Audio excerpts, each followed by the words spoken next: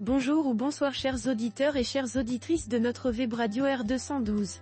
Aujourd'hui, nous avons le plaisir de partager avec vous une analyse captivante rédigée par Khaled Hamadeh, en sa qualité d'expert invité. Dans cet article intitulé Proche-Orient, offensive de Hayat Tahrir al-Sham sur Alep Syrie, Khaled Hamadeh nous offre une réflexion approfondie sur une dynamique complexe et récente au cœur du conflit syrien. Voici ce texte présenté en podcast pour vous. Khaled Hamadeh entame son analyse en décrivant les récents événements marquant ainsi.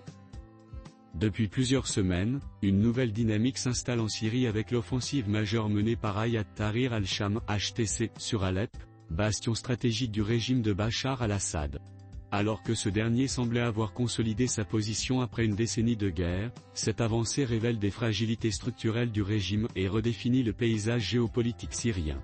Cette analyse vise à explorer les raisons de cette offensive, le rôle des acteurs impliqués, ainsi que ses implications régionales et globales.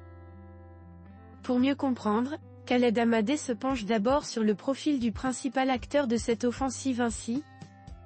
Qui est Hayat Tahrir al-Sham (HTC) HTC, principal groupe rebelle syrien, est issu de Jabha al-Nora, ancienne branche d'Al-Qaïda.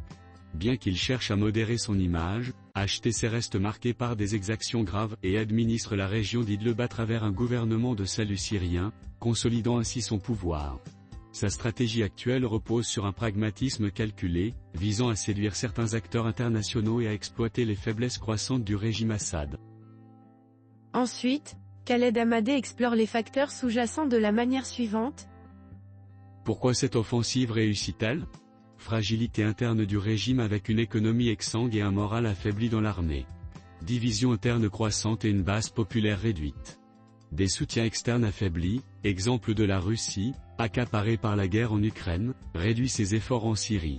L'Iran, sous pression israélienne, peine à maintenir son corridor stratégique. Le Hezbollah, autre allié clé, voit ses capacités diminuer.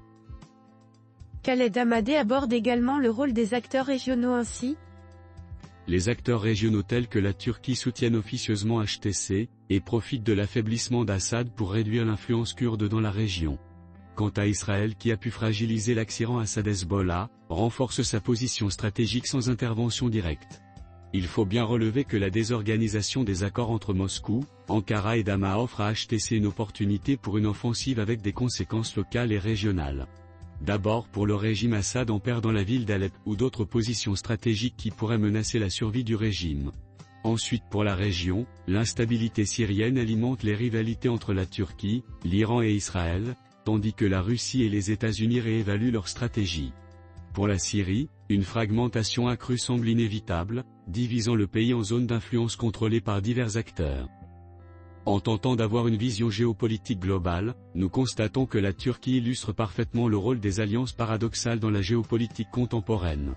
Tout comme son intervention au Haut-Karabakh, Ankara allie pragmatisme et opportunisme, jonglant entre la confrontation et la négociation pour servir ses intérêts, parfois et souvent contrée au détriment des communautés qu'elle affaiblit. Ce double jeu s'observe également dans ses relations avec Moscou et Damas. En comparaison, si nous pouvons nous l'autoriser dans cette analyse, le Maghreb présente une dynamique différente. Malgré des tensions récurrentes, notamment entre le Maroc et l'Algérie, la diplomatie visionnaire de certains acteurs, à l'image du Royaume du Maroc, a permis de préserver une stabilité relative. Les efforts pour renforcer la souveraineté marocaine sur le Sahara et encourager une coopération régionale proactive témoignent de l'importance de solutions pacifiques et durables. Ce contraste souligne un point essentiel, dans un monde multipolaire, l'instabilité n'est pas une fatalité. La Syrie, malgré ses fractures, pourrait bénéficier d'approches différentes où les intérêts stratégiques s'alignent avec une volonté de paix durable. La Syrie se trouve donc à l'aube d'un nouvel équilibre incertain, dans un contexte où les grandes puissances semblent privilégier des logiques de puissance au détriment d'une stabilité durable. L'auteur termine sur une réflexion universelle en ces termes. L'histoire récente montre cependant que les solutions visionnaires et diplomatiques, même dans des contextes tendus, peuvent triompher des logiques de confrontation. À défaut, c'est une fragmentation irréversible qui menace la région.